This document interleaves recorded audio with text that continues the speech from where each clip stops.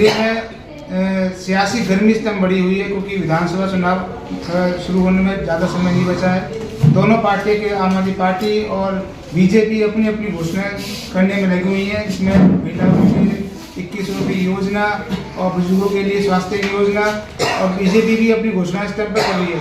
लेकिन दिल्ली में एक तबका ऐसा भी है जिसकी कोई सुनवाई नहीं कर रहा है, वो है किराएदारों का मुद्दा। कुछ किराएदारों के मुद्दे ऐसे थे जिसे आम आदमी पार्टी ने 2019 से कुछ घोषणाएं की थी, लेकिन वो अभी तक इम्प्लीमेंट नहीं हुई हैं। और किराएदारों के हक के लिए कुछ संस्थाएं हैं जो काम कर रही हैं, लेकिन उसमें एक ऐसी भी संस्था है जो हमारा पीछे आप देख सकते होंगे, जो अच्छे से दिल्ली में काम कर रही है, लेकिन और उनका मुद्दा भी यही है कि दिल्ली में जितने भी किराएदार हैं उन्हें उनका हक दिलाया जाए। ऐसी एक संस्था है दिल्ली में, किराएदार एकता समिति। किराएदार एकता समिति कहीं 2019 से दिल्ली जितने किराएदारों के हक की लड़ाई लड़ रही है। कोरोना के टाइम पे भी उन्होंने दिल्ली किराएदारों के लिए काफ़ी राशन वितरित किया था। अब ये लोग किराएदार एकता समिति की कुछ जो अपनी योजनाएं हैं वो हमारे साथ वो साझा करेंगे और बताएंगे कि वो कल जो उनका प्रोटेस्ट होने वाला है, कल यानी मंगलवार को जो उनका प्रोटेस्ट होने वाला है, उसको लेकर भी उनकी तैयारी कैसे चल रही है। हमारे साथ है किराएदार एकता समिति के अध्यक्ष देवेंद्र कुमार जी। देवेंद्र कुमार जी, पहले तो आपका स्वागत है और आपकी पूरी टीम का कि आप लोग हमारे साथ जुड़े, आपने अपना हमें कीमती समय दिया। पहला सवाल आपसे ये है कि आप किराएदार एकता समिति क्या है और इसका उद्देश्य क्या है और कब से आप लोग इस पे लिए काम कर रहे हैं? ठीक है, मैं आपको बताना चाहूँगा 2019 के अंदर जो हमारी ये संस्था बनी थी अक्टूबर में, तो हमने सबसे जो है जैसे किराएदारों की जो परेशानी होती है उसको देखते हुए ये समिति बनाई थी, किराएदार एकता समिति। तो ये समिति उसी टाइम से काम कर रही है। उस टाइम उसके बाद जो लॉकडाउन भी लगा, लॉकडाउन में भी हमने जो है काफ़ी किराएदारों के साथ काफ़ी जो है खाना वगैरह होता है, कच्चा खाना, दाल वगैरह, तो ये हमने जो है मुहैया कराया हमने। और बाकी जो है हमने सरकार को भी लेटर भेजा था कि भाई जो रेंटर हैं, लॉकडाउन लगा हुआ है, घर बैठे हुए हैं, उनका रेंट चालू है, तो उस पर भी कुछ कार्रवाई होनी चाहिए, उनका रेंट जो है नहीं लगना चाहिए। तो उस समय जो रेंट लगा हम उस पर नहीं जाते थे, उस समय रेंट लगा। लेकिन जो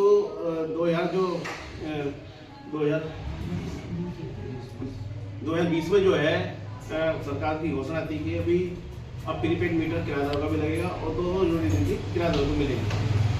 तब से ही हम जो है किराएदारों की आवाज़ सरकार तक पहुँचा रहे हैं। हम लेटर भेजते हैं, हर लेटर में लिखते हैं कि 200 यूनिट बिजली किराएदारों को मिलनी चाहिए और प्रीपेड मीटर लगना चाहिए। लेकिन वो कोई वहाँ से सुनवाई नहीं होती, कोई जवाब नहीं आता। हम फिर भी उस लेटर के अंदर जरूर लिखते हैं कि हमसे मिलने का समय भी निकालें, थोड़ा अपना कीमती समय, तो वो होता नहीं है। और आज भी हमने जो है लेटर भेजे हैं, इस समय भी लेटर भेजे, क्योंकि चुनाव का टाइम है। पहले भी चुनाव के टाइम में कई बार हमने लेटर भेजे, लेकिन हमसे ये कहा गया कि अभी रुक जाओ। ये विधायक वगैरह के चुनाव होते हैं तो हमसे मिलते हैं, कहते हैं अभी रुक जाओ, अभी आगे मतलब हम बाद में काम करेंगे। तो सर अब हम रुकने वाले नहीं हैं। अब दिल्ली के जो किराएदार जागरूक हो चुके हैं और अपनी तैयारी में हैं। हमारे साथ में उपाध्यक्ष किराएदार एकता समिति के विनय प्रताप जी जो 200 यूनिट का जो मुद्दा बता रहे हैं, क्या 200 यूनिट पे अभी तक दिल्ली सरकार का कोई भी अधिकारी आप लोगों से मिला है? आप लोगों ने उनसे बातचीत की इस योजना को लागू करवाने के लिए? नहीं सर, अभी तक कोई प्रतिक्रिया इस पर दिखाई नहीं गई। कई बार लेटर हमने दिए हैं, ज्ञापन भी सौंपा दिल्ली सरकार को, पूर्व मुख्यमंत्री केजरीवाल जी को भी दिया था, अब वर्तमान मुख्यमंत्री आतिशी जी है, उनको भी हमने ज्ञापन दिया, लेकिन उसकी अभी तक कोई सुनवाई नहीं की है, कोई प्रतिक्रिया नहीं दिखाई गई है उसके ऊपर अभी तक।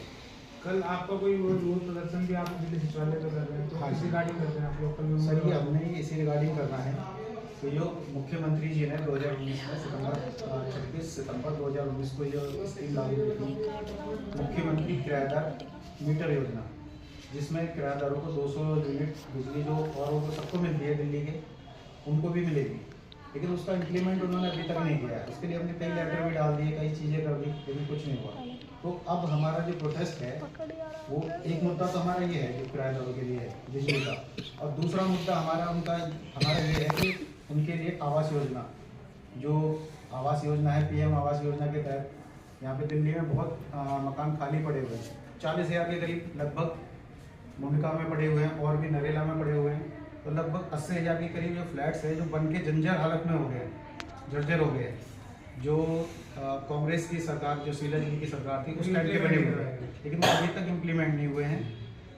केंद्र सरकार और राज्य सरकार दोनों राजनीति कर रही है, वो उनकी योजनाओं को लागू नहीं करने देते, वो उनकी योजनाओं को लागू नहीं करने देते, लेकिन उसमें पिस जो रहा है वो आम आदमी पिस रहा है। तो हमारी सरकार से अभी यही अपील है कि चाहे पीएम आवास योजना के तहत मकान दिए जाए या मुख्यमंत्री आवास योजना के तहत दिए जाएँ, लेकिन जो दिल्ली का किराएदार है, जो महंगाई के बाद झेल रहा है, उसको कुछ राहत मिले। हमारे जब आपके पास दोबारा आते हैं, आप किराएदार की बात कर रहे हैं। किराएदार तो हर सबके का है, कोई 10,000 की किराया दे रहा है, कोई 15,000 किराया दे रहा है, कोई 7,000 किराया दे रहा है। तो सब जो 10,000 किराया दे रहा है, तो उसकी इतनी आमदनी है जब भी वो 10,000 15,000 पे किराया दे रहा है। दिल्ली में कम से कम कहाँ में जहाँ तक मुझे लगता है कि 6,000 से कम किराया कम लग सकते भी नहीं है। तो इस किराएदार को आप कौन सी श्रेणी में देख रहे हैं? गरीब श्रेणी में देख रहे हैं, गरीब से ऊपर देख रहे हैं, किस श्रेणी में देख रहे हैं? दोस्तों आपने सही जवाब ये पूछा है और बहुत अच्छा लगा, क्योंकि आगे भी पूछेगी ये बात। दरअसल ऐसा है, देखो ये किराएदारों का आपने बात करी, कोई 10 दे रहा है, कोई 8 दे रहा है, तो होता क्या है, जैसे मैं रेंट और मैं किसी के यहाँ मैं यहाँ 8,000 दे रहा हूँ और मैंने अपना चेंज करा मकान, भाई वहाँ जाके पूछूंगा मैं, वो कहेगा 10,000, चलो वो 10 बोल लें, और कहीं जाऊँगा 10 बोल लें, तो मजबूरी में 10,000 लेना पड़ेगा। अब इसमें मुझे क्या होता है, 10,000 का ले तो लूँगा, कमाई तो मेरी वही है, मैं क्या करूँगा, फिर बच्चों की कहीं ट्यूशन है या कुछ उसे बैठा दूँगा, क्योंकि मुझे तो किराया पूरा करना है ना। अब किराएदारों की समस्या होती क्या है कि वो पूरा महीना अपना कमाता है, जो उसकी कमाई है उसके 75% बिजली पानी किराए में चले जाते हैं। अब आप ये बताइए कि वो 25 पैसे में कैसे अपना घर चलाएगा। अब कोई इसका बच्चा अगर बीमार पड़ गया, किसी भी घर में आप पूछ सकते हो इसको जाके, अगर मैं बोल रहा हूँ तो आप किसी भी घर किराएदार से बात कर सकते हो। अगर उसका कोई बच्चा बीमार पड़ गया या अदरवाइज कुछ हो गया, तो उसके पास इतना पैसा नहीं है कि वो जाके दवाई ले ले। वो क्या करेगा, पड़ोसी के पास जाएगा, अलाउज 500 रुपये दो, 1,000 रुपये दो, मैं आपको चुका दूंगा, ठीक है, पहला मुद्दा। दूसरा अगर जो कमा रहा है, अगर उसकी 5 दिन अगर तबीयत खराब हो गई तो उसका किराया टूट जाता है। पता लगता है कि वो बेचारा कहीं से उधार ले किराया करा रहा है। आप यूँ नहीं कह सकते कि भाई वो जो 10,000 दे रहा है, जो 12,000 दे रहा है, जो 8,000, उसकी कैटेगरी क्या है, इनकी कैटेगरी सेम कैटेगरी है। तो इसमें भी ये भी काफ़ी बड़ा मुद्दा है कि दिल्ली का जो रेंटर है इस समय किराया बड़ा महंगा हो चुका है। जैसे कि एक तनख्वाह जो होती है ना, 10,000 12,000 एक तनख्वाह है आज के टाइम में, तो इसमें भी बहुत बड़ा मुद्दा है। मेरा आपसे एक सवाल है कि किराएदारों की भी श्रेणी बननी चाहिए। ये जो 3,000 किराया दे रहा है उसको 200 यूनिट मिले, या 7,000 दे रहा है उसको 200 यूनिट मिले, कुछ 10,000 15,000 किराया है, तो जो 200 यूनिट की भी दबावित क्यों होना चाहिए उसमें? सर देखिए, जैसे कि अभी CMG की जो योजना है, 200 यूनिट जो यूज़ कर रहा है, वो किसी भी श्रेणी का है। अगर उस कैटेगरी में आता है, अगर 200 यूनिट तक, वो तो सबके लिए फ्री है दिल्ली में जो करी है उन्होंने, चाहे वो किराएदार या मकान मालिक है। तो वो उसके ऊपर भी डिपेंड करता है कि जो उसको जो यूज़ कर रहा है वो उस कैटेगरी में अपने आप फिट हो जाएगा। अगर उससे ऊपर जाता है तो वो बिल पे करेगा। अफकोर्स सी बात है कि अगर वो अफोर्ड कर सकता है तो वो करेगा, नहीं तो वो अपने को उसी में उस कैटेगरी में लाएगा, उसको यूज़ करेगा। हमारे बहुत देर सचिव जी इंतजार कर रहे हैं। सचिव जी, ये पंचायत से तो आपने देखी होगी, ये सचिव जी एक समिति के बहुत ही जुझारू कार्य करता है। आप बताइए कि आप कौन से नेता से अभी तक मिले हैं इस मुद्दे को उठाने के लिए, या नहीं मिल पाए हैं? उन्होंने समय नहीं दिया। अभी जो है हम कांग्रेस के नेताजी आए थे कल हमारे पास, क्या नाम है? हरिदत्त शर्मा जी आए थे, उनसे मुलाकात हुई थी हमारी कल। और उससे पहले कोई जो है आम पार्टी का नेता नहीं आया हमारे पास मिलने, और ना समय दिया गया है। 2019 से आज तक ना किसी ने समय दिया है हमारे को मिलने के। तो आप लोग किसी नेता से मिलने गए थे, इनके कार्यालय गए थे। किसके? ये केसीवाल जी के, ये फ्लोकर रोड पे है इनका कार्यालय, वहाँ गए थे। वहाँ गौरव जी मिले थे हमारे को, उनसे बात हुई थी, तो वो कह रहे थे जी कि आगे भेजेंगे इसको, लेकिन उनसे ये फोन पे जवाब मांगो तो 2 दिन रुक जाओ, 2 दिन रुक जाओ, ऐसे करके कम से कम महीना भर निकाल दिया, लेकिन उसका हल कुछ नहीं मिला।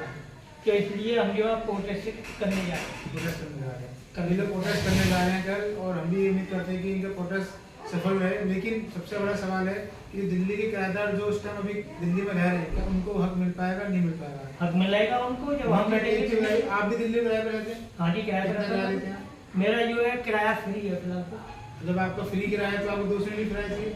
ये मजाक कर रहे हैं, किराया तो फ्री नहीं है, ये कैमरे के सामने ऐसा है। 8,000 रुपये किराया देता हूँ मैं। हाँ, अब बोली ना बात, मैं तो 8,000 रुपये किराया देता हूँ। 8,000 बिजली का बिल भी आता है मेरा। प्रीपेड मीटर मेरे को अलाउ नहीं हुआ है अभी तक, सरकार ने अभी लागू नहीं करा है। जिस दिन प्रीपेड मीटर मिल जाएगा मुझे गवर्नमेंट की तरफ से, उस दिन मेरा प्रीपेड मीटर लग जाएगा। उससे पहले कोई मकान मालिक लगने नहीं देता। अच्छा।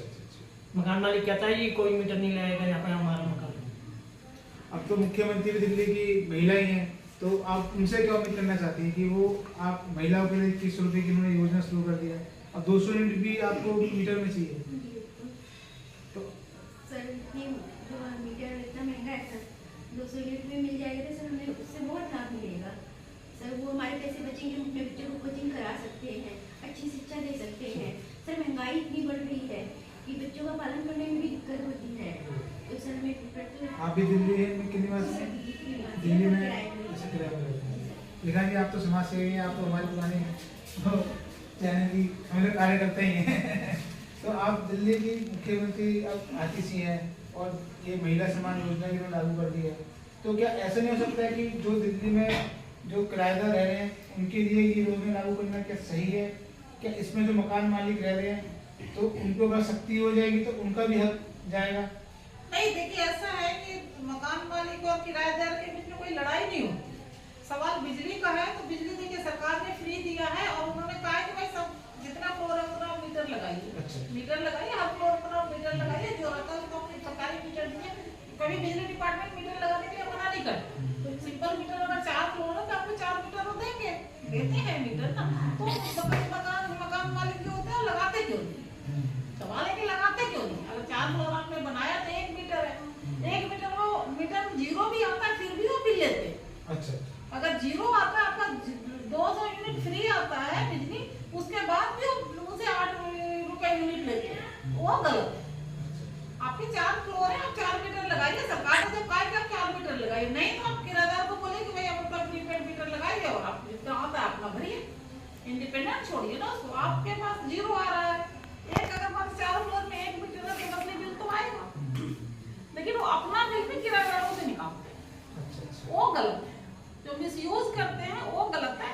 और देखिए किराएदार यहाँ पर बहुत सारे लोग हैं, ऐसा नहीं है कि जो 1 आदमी या 2 आदमी, हजारों की संख्या में किराएदार है और उनकी समस्याएं तो देखिए है कभी हुई है। कभी भी आप अगर आप अपने घर छोड़ करके बाहर जाते हैं तो वहाँ पर आप कमाने के लिए जाते हैं, आप अपने बाल बच्चा को अच्छा शिक्षा देने के लिए जाते हैं, कुछ अच्छी चीजों के लिए जाते हैं। ये तो नहीं है कि आप वहाँ पर जो घर में जो आपके जो गाँव में जो आप जो कमाई जो जिम्मेदार रहे थे, जो कमाई नहीं थी आपकी, वो यहाँ पर भी है तो फिर फायदा क्या है? घर छोड़ के आने का फायदा नहीं है ना। और दरअसल क्या है के पास दोबारा आएंगे और दरअसल क्या है, जैसे कि देखो हमने संस्था तो बनाई थी, हमने उसके बाद सर्वे करा, हम घर घर गए, किराएदार से हमने बात करी भाई आपकी परेशानी क्या है, बिजली का क्या है, मकान का क्या है, कैसे किराया कैसे देते हो। तो उन्होंने सबने यही कहा कि बिजली बड़ी महंगी है। 7 रुपया उस समय जब हमने सर्वे किया था 7 रुपये से स्टार्टिंग थी बिजली और मीटर यानी वो जो रीडिंग लेते हैं, तो अब जो है वो 8 रुपये 9 रुपये 10 रुपये हो चुकी है। अगर कोई 200 अगर 100 भी अगर 100 चला ली और अगर उससे 10 रुपये ले ली तो सीधा 1000 रुपये गए। और मेरे ख्याल 100 से तो वो जल्दी जाती है। अगर थोड़ा भी अगर करता है इंसान गर्मी में पंखा उनका चलाता है, किराएदार भी बड़ी परेशानी है। जब गर्मी आती है तो माँ कहती है बेटा थोड़ा बाहर घूम ले जाके, पंखा ठंडा होने। पंखा ठंडा होने का मतलब नहीं होता, बिजली बचाते हैं वो ताकि हमारा बिल ज़्यादा ना आए। फिर वो बच्चा क्या करता है, बाहर जाके खेलता है, किताब नहीं पढ़नी। अब जब बच्चे जब स्कूल से आ जाते हैं फिर खोलते हैं वो बटन दबाते हैं कि हमें कूलर चला है पंखा, फिर माँ कहती है बेटा पापा आ जाएंगे जब चला लेंगे। तो कहना मतलब इतनी बचत करते हैं, ऐसा करते हैं कि कैसे होगा क्या होगा, फिर भी जो उनका जो है 1000 रुपये 1500 बिल आ जाता है। तो सर पर रखते अपना कि ना चलाने के बाद उन्हें सुविधा भी नहीं मिली, हमें बच्चों को नहीं मिली, हमने पंखा नहीं चलाया, हमने कुछ नहीं चलाया, एक छोटा बल्ब लगा रखा, फिर भी इतना बिल आ रहा है। तो इसमें बड़ी दिक्कतें आती हैं। उनकी कमाई सारी मतलब कहते हैं कि किसी काम की नहीं, तो उनकी ये होना चाहिए। और दूसरा ये भी है कि देखो जब अभी पीछे चुनाव हुए थे तो दिल्ली सरकार ने जगह जगह जाकर जैसे कहा कि हमने दिल्ली के अंदर गरीब लोगों को 200 यूनिट बिजली दी। अब मैं तो ये कहूँगा कि मुख्यमंत्री से कि एक बार जरा हमारे साथ आके देख लें, जिस घर में जाना चाहते हैं जहाँ पर किराएदार रहते हैं उनसे पूछ लें कि आपको मिली। तो मैं उनसे यही कहना चाहूँगा कि बस इतना बता दें गरीब कौन है, किस गरीब को मिली है। गरीब वो हैं जिन्हें मिल रही है, जिनके नहीं मिली वो गरीब है। मैं आप लोगों को ये बात बता दूँ, ये कोई कार्यकर्ता है, कोई नेता नहीं है, सिर्फ किराएदार हैं जो दिल्ली में अपने परिवार का पालन पोषण कर रहे हैं। मैं सिर्फ आपके 2 सवाल दूंगा, जैसा कि आप तो मकान मालिक हो गए हैं, तो क्या आपने किराएदारों को ये सुविधा दे दी है? देखिए मेरे हर फ्लोर पे मीटर लगा हुआ है, इंडिपेंडेंट है, जितना वो जलाते हैं मीटर आता है तो ठीक है, नहीं आता तो नहीं लेते। तो ये सीख आप जो दिल्ली में जो मकान मालिक है वो ले सकते हैं कि जब कोई मकान मालिक इस तरह काम कर रहा है तो दूसरे मकान मालिक को भी अपनी इस बारे में सोचना चाहिए। हम पायदा जी के पास जाएंगे। आप कल का जो आपका प्रोटेस्ट है मंगलवार को, उसको किस तरीके से देख रहे हैं, कितने लोगों की संख्या बल आप देख रहे हैं, और क्या आप मुख्यमंत्री से आपने केजरीवाल जी से तक कुछ समय मांगा है उनसे मिलने का, या किसी विपक्षी पार्टी से मांगा है? नहीं सर, अभी हमने किसी से समय नहीं मांगा है, केजरीवाल जी से ही मांगा था, वो अभी हमें मिला नहीं। तो अब हमारी जो आगे की रणनीति है कि अब हम कल धरने पर जाएंगे, बैठेंगे और लगभग 100-200 लोग तो हमारे हैं, कम से कम वो तो आने ही आने हैं। और बाकी उसके बाद जब बैठेंगे तो फिर तो हज़ारों की संख्या में लोग आएंगे, क्योंकि हमारे साथ जो जुड़ा हुआ है ना, लाखों लोग जुड़ा हुआ है जो हमारे ग्रुप में है। ग्रुप में हज़ारों लोग हैं हमारे साथ जो आने के लिए तैयार बैठे हैं। लेकिन अभी वो बात हुई है वहाँ तो बता रही है धारा 144 लगाने वाले हैं वो। तो सरकार हमें रोक भी रही है और हमारी मांगों को भी नहीं लेना चाहती है चुनाव के कारण।